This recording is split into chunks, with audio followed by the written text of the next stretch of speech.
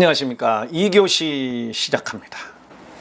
우리 전인상담 과정에서 추구하는 성령에 대한 치유사역은 개혁주의 신학입니다.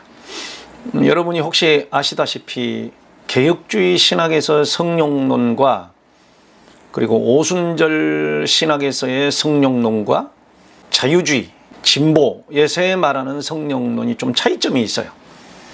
그래서 성령의 치유하심도 원래 우리 개혁주의에서의 성령 중지론이라는 거 있는데 요즘은 이제 조금 그 개혁주의도 상당히 이 성령론에 대해서 길이 열려져 있고 또 연구도 많이 하고 했는데 성령의 인도하심이라는 차원의 성령 충만이냐 아니면은 성령 받음, 성령 세례를 받음에 대한 것이냐 이것이 구원론과 어떤 연관이 있느냐 이런 것들에서 되어 있는데 오늘 그런 것은 교리적인 얘기니까 오늘은 그러면은 성령께서는 어떻게 우리를 치유하시느냐 이거를 좀 봐야 될 것 같아요.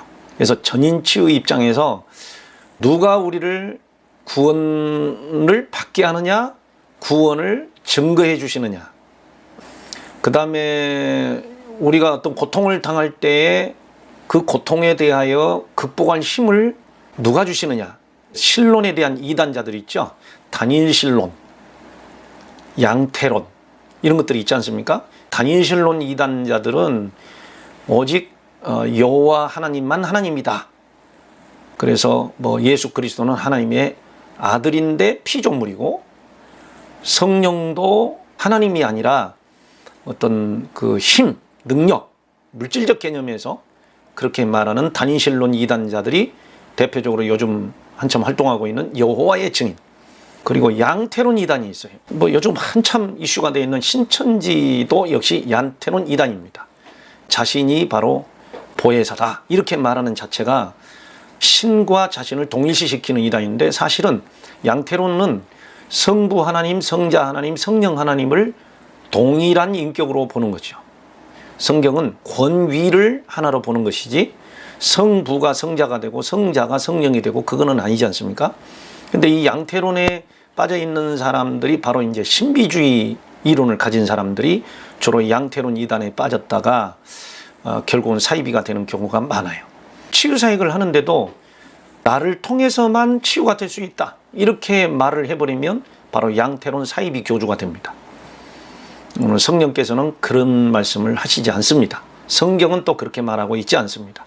로마서 8장 26절에서 성령은 우리를 도우시는 분이래요. 그래서 우리가 연약할 때 우리를 위해서 말할 수 없는 탄식으로 간구하시는 분이고 그리고 로마서 8장 28절에서는 하나님을 사랑하는 사람 그리고 하나님의 뜻대로 부르심을 입은 사람들을 도우실 때 우리가 어떤 실수를 하거나 어떤 재앙을 당하거나 고통을 당했을 때 오히려 그 일이 합력해서 좋은 일을 이루도록 인도하시는 분이 성령이시라는 것이 성경의 관점이죠. 동시에 로마서 8장 31절부터 보면 그 성령은 절대로 구원받은 택자, 다시 말해서 예정된 하나님의 자녀들을 잉태하기 전부터 떠나지 아니하시고 주님 오시는 날까지 우리를 인도하시는 분이 성령이시라는 거죠. 오늘 여기에서 우리가 영적인 정체성과 자부심을 가지고 살 수 있는데 기독교 상담학에서 일반 심리학을 이용하기는 하지만 마지막에 성령께서 나와 함께 하셔서 나를 치유하셨다라는 그 자체가 구원론으로 연결이 돼야죠. 성령께서 나를 치유하셔서 내 가족을 그리고 나를 그리스도 앞으로 인도하셨다. 이렇게 말해야 복음적으로 우리가 들리지 않겠습니까? 오늘 이 성령의 치유사역을 잠깐 보겠습니다. 그러면 성령님의 명칭이 있어요.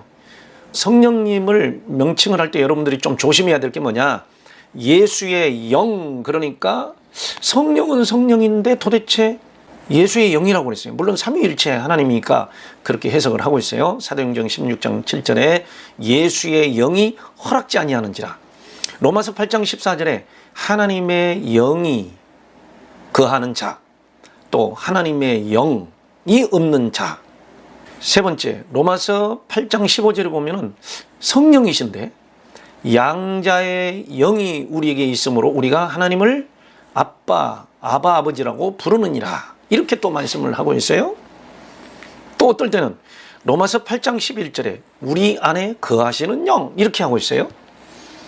치유사역과 이 성령님의 명칭은 굉장히 관련이 있습니다. 자, 사도행전 16장 7절에 사도 바울이 마케도니아라고 가기 전에 어디로 갈까요? 로마로 갈까요? 했는데 예수의 영이 허락지 아니하는지라 이렇게 말씀을 하셨어요. 자, 이러한 말씀들을 보면 되고 로마서 8장 14절에서도 하나님의 영 이렇게 표현하는 것을 어문으로 보면은 예수의 영, 소유격이지 않습니까? 예수 그리스도가 소유하시는 성령, 하나님이 소유하시는 성령. 그러면 이제 어떻게 해결이 안 돼요? 양자예요? 그러면 양자가 소유하는 영이라는 말입니까? 이것도 안 돼요. 우리 안에 거하시는 영, 성령이신데 우리 안에 거하신대요. 이거를 어떻게 해석하느냐? 로마서 8장 16절에서는 우리 영으로 더불어 우리가 하나님의 자녀인 것을 친히 증거하시는 영 이렇게 되어 있어요. 성령은 우리를 도우시는데 첫 번째 어떻게 도우시죠?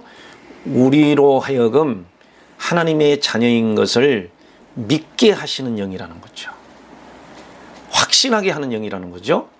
구원을 확신하게 하시는 성령이라는 거죠. 그걸 어떻게 해요? 우리의 마음과 생각에서 증거해 주시는 거예요. 그리고 우리의 삶에서 증거해 주시는 영. 그래서 양자의 영이라고. 성령은 증거의 영입니다. 우리 마음과 생각에서 예수를 증거하시는 성령. 우리의 마음과 생각과 우리의 삶 속에서 하나님을 증거하시는 성령. 하나님이 어떤 분인지, 하나님의 창조, 보존, 심판, 그리스도의 대속과 부활과 재림, 승천, 재림을 증거하시는 영, 이를 믿게 해주신다. 내가 또 로마서 8장 15절에 하나님의 양자가 돼서 신분상으로는 하나님의 자녀가 됐는데 아직은 내 속성은 죄인이라는 것을 알려주시고 회개케 하시는 성령, 이걸 양자의 영이라고 합니다. 성화까지도 인도해 주시는 성령. 그러면서 우리 안에 계시면서 계속 우리를 인도하시고 보호하시고 도우시는 그 성령, 이렇게 한마디로 함축을 해서 표현을 한 거죠. 그러면 우리가 기도를 할 때 치유가 된다, 그리고 어떤 말씀을 들을 때 치유가 된다, 안수를 받을 때 치유가 된다, 치유 사역의 강의를 들을 때 치유가 된다. 누가 다 하시는 거예요? 내 안에 계시는 성령께서 하시는 것입니다. 자, 그 성령을 그래서 뭐라고 그랬어요? 요한복음 14장 26절에 파라클레토스, 보혜사 그랬습니다. 그래서 보혜사는 도우시는 분, 우리를 도와주시는 분. 두 번째로는요, 사실은 보혜사는 카운셀러, 말씀해 주시는 분, 들어주시는 분, 상담해 주시는 분, 이렇게 표현을 하고 있습니다. 그러니까 우리가 하나님 앞에 상한 감정을 고백하고, 그리고 내가 죄를 회개하고, 요한일서 1장 9절에 있는 것처럼 내 상태를 자백하고, 이렇게 할 때 성령께서 그거를 들어주시고 응답받게 해주시고 치유해 주셔서 하나님이 살아계신 것과 그리스도께서 나를 위해서 온갖 수치를 짊어지시고 십자가에서 매달려 돌아가신, 그리고 상처를 위해서, 나의 죄악을 위해서 대속하신 그리스도를 믿게 하시는데 그분이 누구냐? 바로 성령이시라. 그래서 보혜사라는 말을 씁니다. 그런데 이 보혜사도 예수님께서 내가 너희에게로 가면 다른 보혜사를 너희에게 보내줄 터인데, 예, 예수님도 우리의 모든 것을 도우시고 십자가를 대속해 주시고 병든 자를 고치시고 이렇게 도와주셨다면, 그러면 다른 보혜사이신 성령도 역시 그렇게 해주시겠다는 거죠. 그래서 오늘 성령께서 우리를 어떻게 치유하시는지 한번 계속 보겠습니다. 자, 고린도전서 2장 10절에 보면은 성령은 이제 우리가 오라고 해서 오시는 분이 아니에요. 우리가 조금 교리적으로 요즘 나오는 그 CCM이라든지 또 기름 부음 사역에서 성령이 오시옵소서, 여기에 임하시옵소서, 이렇게 하는 것들에 대해서 조금 생각을 해봐야 될 문제가 있어요. 성령은 이미 내 안에 계십니다. 우리 안에는 세 가지 영이 있어요. 나의 영이 있습니다. 두 번째로 성령이 계십니다. 어떨 때는 악령이 역사할 수도 있어요. 그래서 나의 영혼은 성령과 악령 사이에서 갈등과 번민을 가지고 있는데, 우리는 성령이 충만할 때 성령의 인도를 받고 갈등이 없어져요. 고린도서 2장 10절에 사도 바울은 이렇게 말을 합니다. 나의 사정을 내 영이 안다면 하나님의 깊은 것까지라도 통달하신 분이 누구냐? 성령이시고, 그리고 하나님의 마음을 아는 사람이 바로 하나님의 말씀을 전할 수 있고 치유해 줄 수 있다는 거죠. 성령은 우리 사정을 너무 잘 아시고 하나님의 깊은 것을 다 아시면서 우리에게 증거해 주시고 또 하나님의 마음을 느끼게 해 주시는 분이라는 겁니다. 그래서 한 테마 하나가 뭐냐면은 하나님의 마음, 이런 테마가 있어요. 그래서 하나님의 마음을 알자. 하나님의 마음을 알면 치유 사역자가 되고, 하나님의 마음을 알면 사람을 사랑하게 되고, 하나님의 마음을 알면 그리스도 예수를 믿지 않을 수가 없는 거죠. 결국 나의 영혼은 지금 누구에게 속해 있나요? 몇 프로 속해 있나요? 몇 프로 속해 있느냐에 따라서 치유 사역의 기간이 정해지고 그리고 깊이가 정해집니다. 자, 그러면 성령과 육체에 관한 비교를 해볼까요? 육의 사람. 여러분들이 뭐 육하니까 자꾸 몸을 생각하면 안 됩니다. 속사람과 겉사람을 말할 때 그 겉사람이 육의 사람입니다. 근데 그 육의 사람이라는 것은 우리의 본능을 말하는 게 아니고 우리의 죄성, 죄의 본성이라고 그러죠. 영어로는 sinful nature. 그 다음에 needs of flesh. 그거는 몸이 요구하는 본능이거든요. 그런데 육체의 사람이라는 것은 carnal, 인간적인 것, 하나님과 전혀 반대되는, 하나님의 성령의 어떤 소욕과 전혀 반대되는 그런 개념의 죄성을 말합니다. 성령의 사람은 고린도전서 2장 9절에 하나님의 일을 분별할 수 있게 됩니다. 육의 사람은 성령의 일을 받지 못하고, 고린도전서 2장 14절에, 그리고 하나님의 일을 분별도 하지 못합니다. 결국 성령의 사람은 로마서 8장 6절에 보면은 영의 생각은 생명과 평안이니라. 그러나 육의 생각은 사망이니라. 그래서 생명의 생각과 평안의 생각과 사망의 생각을 성령의 생각하느냐, 육체의 욕심인 이기주의, 죄악된 생각, 그리고 죄된 육체, 이런 것들을 다 말하는 거죠. 그 다음에 영원한 생명. 네, 성령에 속한 사람은 갈라디아서 6장 8절에 성령을 위하여 심는 자는 성령으로부터 영생을 거두느니라. 네, 생명을 거두느니라. 그러나 육체에 속한 사람은, 육의 생각을 늘 가지고 있는 사람은 육체의 욕심을 위해서, 쾌락을 위해서 심다 보니까 결국은 썩어진 것을 거둔다. 여기에도 생명과 사망. 로마서 8장에서도 생명과 사망.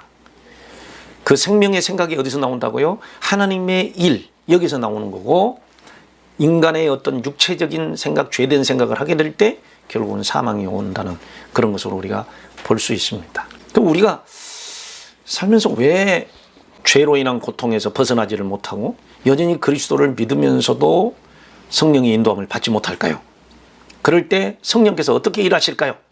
예, 아까 말씀을 드렸지만 로마서 8장 16절에 성령께서는 증거하시는 영이기 때문에 내가 하나님의 자녀인 것을 증거해 주시고, 그리스도 예수께서 구원자이심을 로마서 10장 8절에서 그리스도께서 죽은 자 가운데서 사신 것을 그 마음에 믿으면 이 사람은 구원을 얻었나니, 빌립보서 4장 17절에 있는 말씀 보면은 마음과 생각을 지키시리라. 다시 말해서 마음과 생각에 그리스도를 증거하시고 하나님 아버지, 하나님의 아버지됨을 증거하시고 창조를 증거하시고 그리스도의 구속을 증거하시는 그분이 바로 성령이시라는 거죠. 그 다음에 로마서 8장 15절에 보면은 내주하시는 성령이시다. 우리 안에 거하시면서 우리가 하나님의 양자됨을 증거해 주시고, 로마서 8장 14절에서도 역시 내 안에 계신다. 지금 오시라고 해서 오신 게 아니에요. 우리 한번 옆에 분에게 한번 인사해 보세요. 여러분 가족들끼리 한번 해보세요. 성령께서 뭐라고 그러신다고요? 나한테 오라고 하지 마라. 이미 네 안에 있느니라. 네 안에 있다. 귀신도 마찬가지예요. 치유가 되지 않는 상태에서 영적으로도 힘든 그런 상황에서 축사사역을 하고 뭐 하면은 귀신이 뭐라고 그럴까요? 네 안에 나 있다 그래요. 그래서 치유사역을 충분히 받아서 정말 성령이 충만할 때 어떤 축사사역도 하고 치유사역도 할 때 어둠의 영이 우리를 공격을 못하는 것입니다. 그 다음에 로마서 8장 26절에 보면은 성령께서는 우리의 치유를 위해서 기도해 주신대요. 치유가 왜 필요한가요? 첫째, 우리는 연약하기 때문에 치유가 필요합니다. 우리가 연약하기 때문에 상처가 생기고, 질병이 생기고 그로 인해서 수치감이 생기고 허물이 생기는 것입니다. 이 육체를 가지고 있는 이상은 아직까지 부활의 몸을 가지기 전까지는 연약하기 때문에 성령의 도우심과 성령의 치유하심이 없이는 이 세상을 우리는 살 수가 없어요. 두 번째, 왜 성령의 치유하심이 필요한가요? 바로 우리는 죄를 가지고 있기 때문에 그렇습니다. 죄성을 가지고 있습니다. 육체의 욕심을 여전히 가지고 있습니다. 인간적인 생각이 너무 많습니다. 그래서 마귀와 사탄과 귀신은 우리의 그 육체의 생각, 이기주의, 자기밖에 모르는 감정 이런 것들을 이용을 해서 그리스도인들을 도둑질하고 죽이고 멸망시키고 결국은 하나님과의 관계도 끊어지게 만드는 것이 바로 이 어둠의 역사라고 하면은 성령은 끊임없이 그리스도를 증거해 주시고 내 안에 거하시면서 내가 너를 사랑한다. 그리스도께서 너를 사랑하셨다. 구원하셨다. 그리고 또 우리로 하여금 마음의 소원을 두고 기도를 또 하게 하세요. 그게 바로 성령이십니다. 아까 설명드렸듯이 성령께서는 로마서 8장 28절에 합력해서 선을 이루신다. 자, 우리가 고난을 당할 때 지금 이 시간에 우리 종신대학교에 와서 공부를 하신다. 어떤 고통을 가지고 있는데 저를 만나서 상담을 했더니 해결이 되더라. 또 교회를 가서 예배를 드리는데 치유가 일어나서 몸도 고침을 받고 아니면 무슨 심령의 고통이 없어지고 힐링이 됐더라. 그런 사람은 예수를 믿을 수밖에 없어요. 왜냐? 그리스도 예수의 이름으로 상담이 됐고 치유가 됐기 때문에. 만약의 경우에 예수를 믿어야 될 사람이 계속 절을 다니고 불교를 믿거나 무속인을 쫓아가거나 했을 때 일이 될까요? 안 됩니다. 절대 안 됩니다. 예수 믿어야 될 사람은 그리스도 예수를 믿어야 치유가 일어나고 그리고 문제가 해결되는 경우가 많아요. 그런데도 불구하고 과거부터 끈질기게 우리를 쫓아다니는 어둠의 영이 있기 때문에 계속 우리를 고통스럽게 하는 경우가 많아요. 그래서 교회는 지속적인 치유사역과 상담과 위로의 기도가 필요한 것이 바로 교회인 것입니다. 고린도전서 12장 3절에 보면은 우리가 정말 우상에게 끌려가는 삶, 고린도전서 8장 7절에 보면은 우리는 이 우상에게 끌려가고 우상 숭배의 문화를 그대로 가지고 살고 예수를 믿으면서도 여전히 과거에 귀신 섬기는 습관이 있는 그런 상황에서 어둠의 영은 우리를 참소하고 망가뜨리고 하고 있는데 그 가운데서도 하나님께서 구원의 확신을 주셨어요. 그래서 우리가 그리스도를 예수로 시인하는 것은 성령이 아니고서는 그렇게 믿을 수가 없다라고 분명히 성경은 말하고 있습니다. 우리는 이제 이 치유사역에서 성령의 조명을 받게 될 것입니다. 성령의 조명. 굉장히 중요한 내용입니다. 자, 우리는 이제 성령의 내주하심이 있어서 우리를 이제 그러면 어떻게 하시는 거예요? 성령께서는 아까 우리는 이제 도우신다고 그랬는데 치유사역에 있어서 사실은 성령의 조명을 받습니다.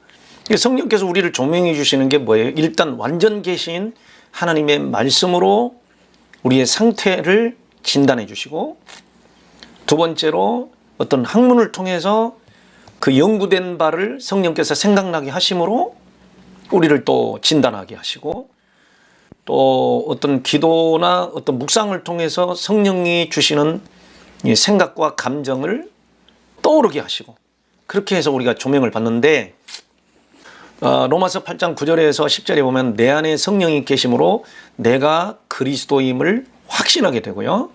마태복음 13장 15절에서부터 보면은 성령께서 마음을 감동시키시고 다시 말해서 굳어진 마음을 제하신단 말이에요.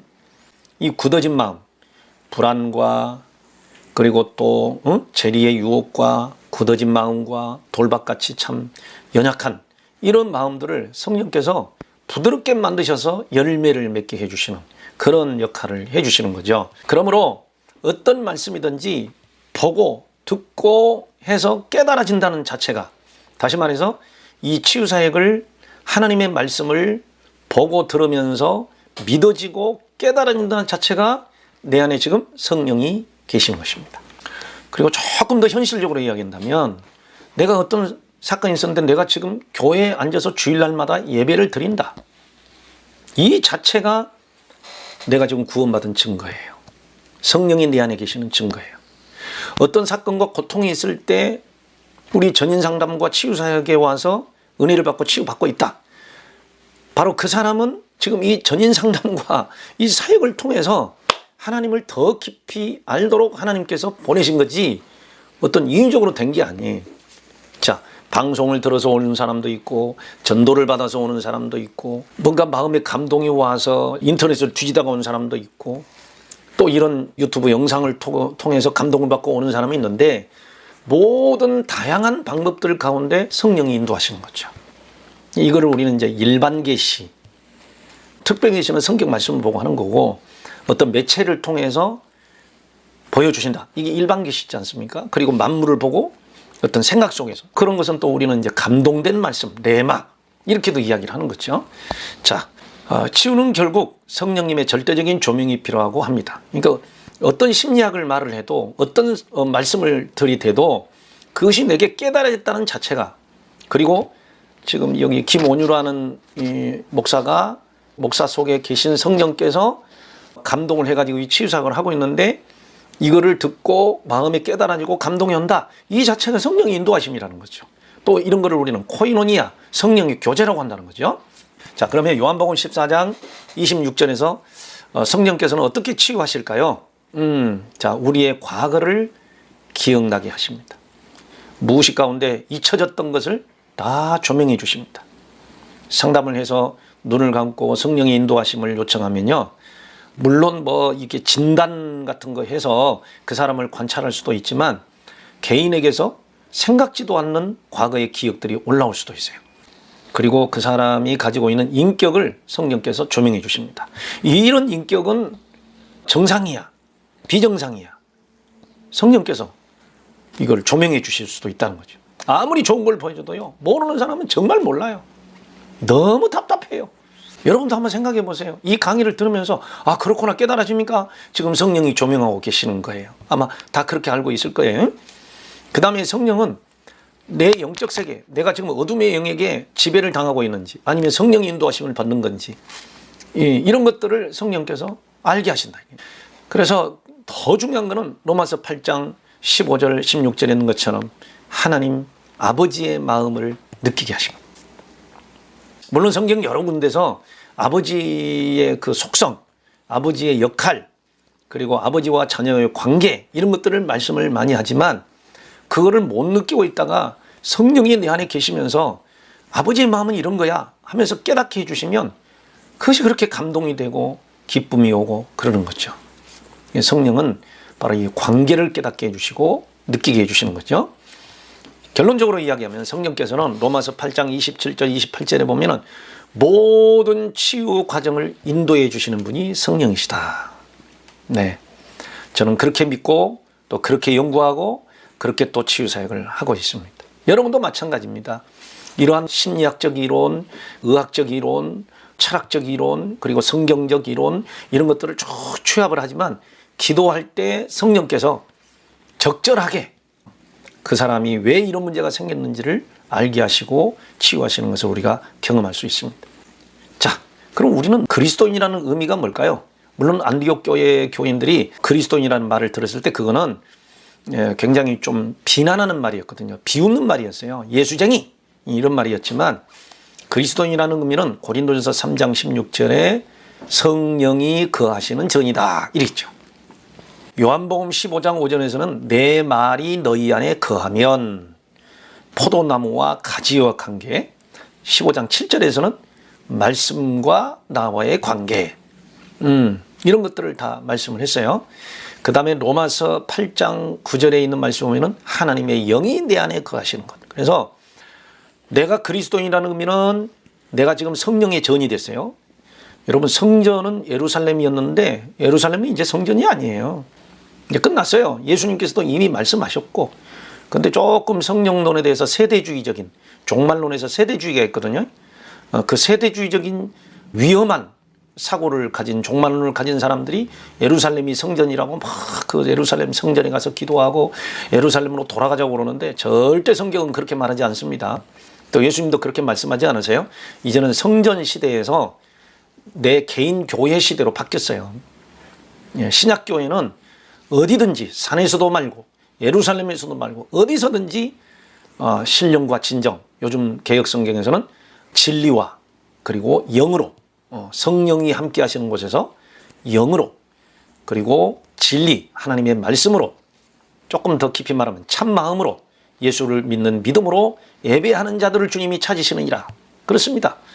오늘 성령으로 예배를 드린다는 것은 하나님의 말씀의 진리, 그리스도의 예수의 이름으로, 그리고 내 안에 계신 성령과 함께 드리는 예배가 진정한 예배고, 바로 내가 성전이고 이 성전이 모여서 교회가 되는 겁니다.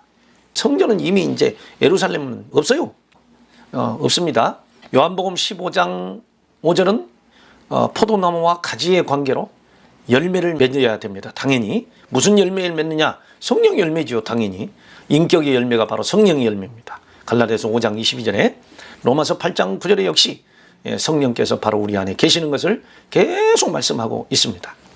사도행전 11장 26절에서 역시 그리스도인이라는 말은 우리가 예수를 믿어서 모든 사람들에게 저 사람은 예수쟁이야, 이런 말을 들을 때 그리스도인이라는 의미를 갖습니다. 그리스도의 사람. 사도행전 16장 31절에서는 Believe in the Lord Jesus 그랬어요. 그리스도 예수 안에 거하는 사람. 예수를 믿는다는 말은 그리스도 안에 거하는 사람. 또 요한복음 15장 7절에서는 그리스도의 말씀이 내 안에 거하는 사람. 이렇게 해서 그리스도와의 연합된 사람을 그리스도인이라고 그렇게 말을 했습니다.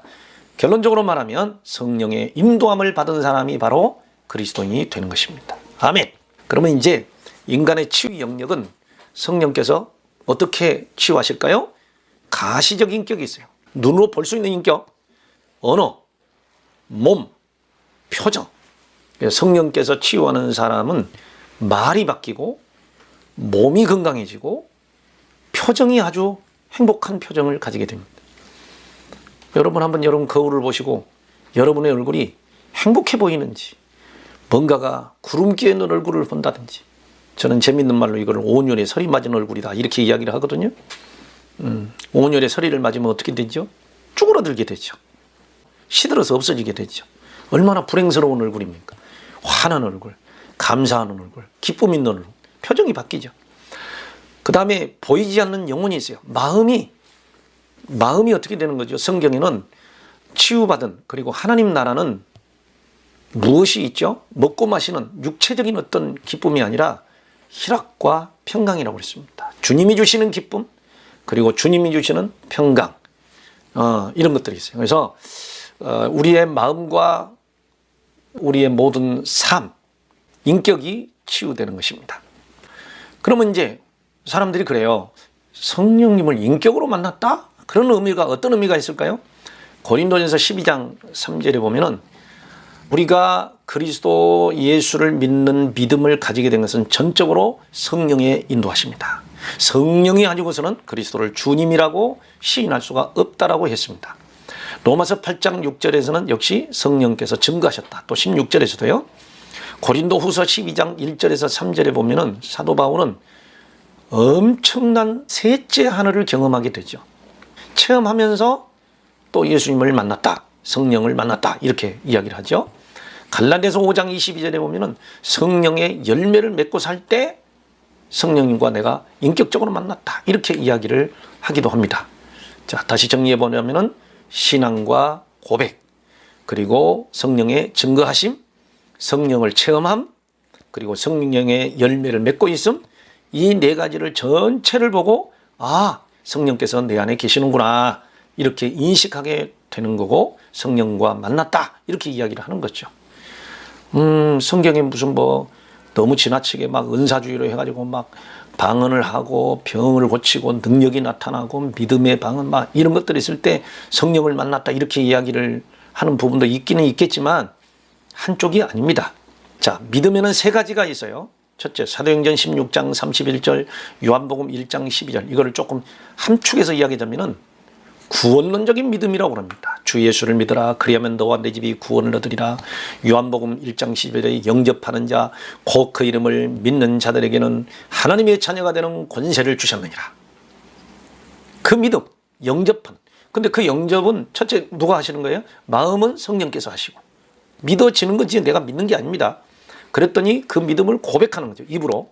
그럴 때 세례도 받고 교회에서 직분도 받기도 하고. 외적 신앙, 내적 신앙, 이 두 가지가 있는데, 자, 마가복음 9장 23절에서 29절에서는 무엇을 이야기하는 걸까요? 어둠의 영이 쫓겨나가고 병이 낫게 하는 치유적인 믿음이 있어요. 그걸 우리는 능력 있는 믿음 이렇게 이야기해요. 능력으로서의 믿음. 마가복음 9장 23절 29절에 너희가 기도하지 않는 영고로다. 그러니까 기도하고 금식하고 치유를 위해서 기도했더니 귀신이 떠나가고 질병이 낫다. 이런 의미거든요. 그러니까 믿음이 좋다라는 얘기는 마태복음 17장에서도 똑같은 내용인데 예수님께서 뭐라고 말씀하시죠? 너희에게 믿음이 없는 영고로다. 이 믿음이라는 게 어떨 때는 구원론적이고 어떨 때는 어떤 치유적인 것이 있어요. 그 다음에 세 번째가 빌립보서 2장 17절에 성화로서의 믿음이 있습니다. 그러니까 그 사람이 인격이 좋으면 저 사람 믿음이 좋은 거야. 이렇게 생각을 할 수 있는 거죠. 믿음이 좋다고 해서 막 주일 예배 잘 드리고 헌금 잘하고 막 이것만이 믿음이 아니라 전인적으로 가야 돼요. 모든 삶에서 희락과 평강이 넘치고 인격이 거룩하고 그리고 온유함과 겸손함, 예수님을 닮은 모습이 있고 이렇게 해야 믿음이 좋다고 해야 되는데 지금까지 한국교회나 우리의 삶 속에서 믿음이 좋다는 것은 어디 쪽으로 갔어요? 주일 잘 지키고 예배 잘 드리고 헌금 잘하고 선교하고 앞에서 열정적으로 부르짖고 은사 체험하고 이런 쪽으로만 믿음을 말하지 않았습니까? 사실은 이 세 가지가 점진적으로 성화되어져 가는 것을 우리가 말할 수 있어요. 그러면 이제 성경에서 말하는 우리의 믿음을 인도하시고 우리를 치유하시는 성령께서 성령 충만한 방법은 뭘까요? 우리 개혁주의 신학에서 성령 세례는 구원의 확신을 얻었을 때를 성령 세례라고 하고 그 이후에는 성령 충만이라고 말합니다. 다른 신학에서는 성령 세례를 은사를 받았을 때, 특히 가시적인 은사, 방언파에서는 방언을 받은 게 성령 세례, 능력을 받고 성령 체험을 했을 때 성령 세례. 성경은 그렇게 말하지 않습니다. 성령 세례는 이미 우리의 마음과 생각에서 임해진 것이고 그 다음에는 성령 충만했을 때 은사도 오고 어떨 때는 인격의 열매도 맺혀지고 일시적으로 올 수도 있고 점진적으로 올 수도 있고 성령 충만한 방법은 고린도전서 12장 3절에 이미 성령은 내 안에 계신다. 하나님이 정한 사람은 이미 성령께서 내 안에 계시고 믿게 하시는 것이다. 이미 오셨다. 그러나 already, but not yet.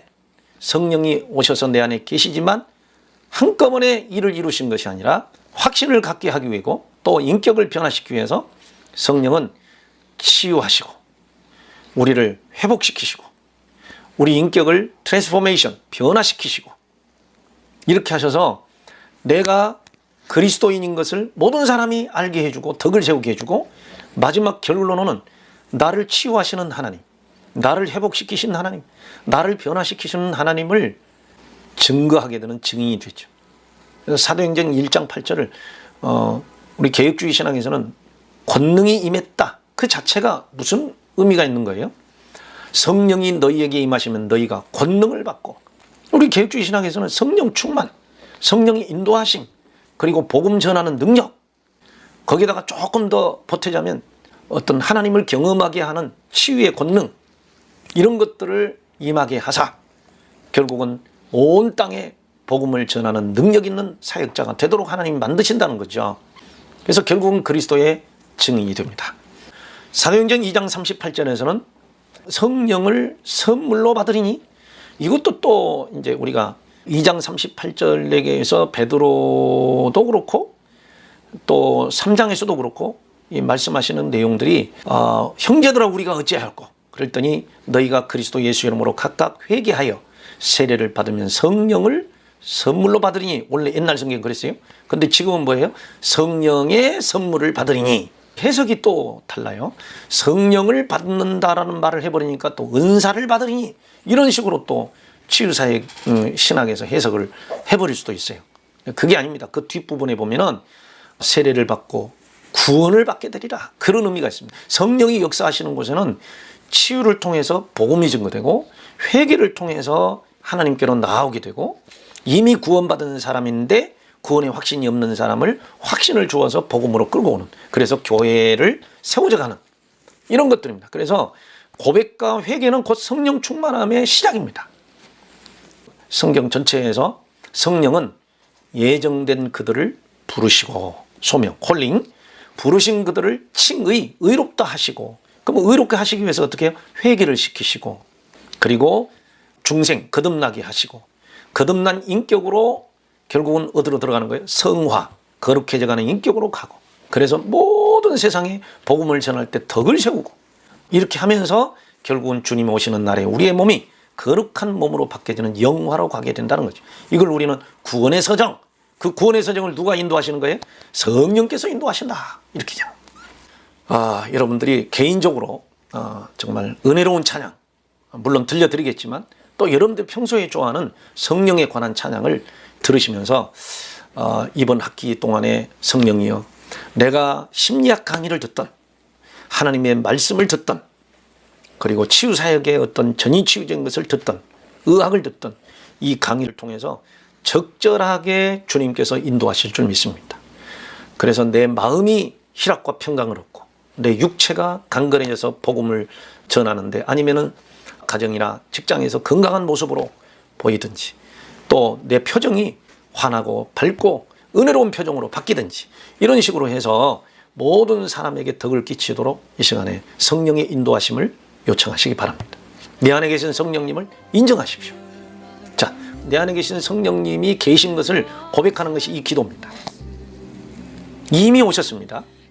하나님 아버지, 성령을 보내셔서 그리스도 예수를 통하여 저의 구원을 증거해 주시는 그 은혜를 감사드립니다. 하나님 아버지, 저는 지금 성령의 충만함을 받아 그리스도의 온전한 성품으로 복음이 증거되기를 원합니다. 내 안에 역사하시는 성령님의 치유하심으로 온전한 믿음과 그리스도 안에서 행복한 삶이 되기를 원합니다. 연약한 저를 고백합니다. 불쌍히 여겨주시고 충만히 성령께서 역사하사 치유하여 주옵소서. 예수님의 이름으로 기도합니다. 아멘.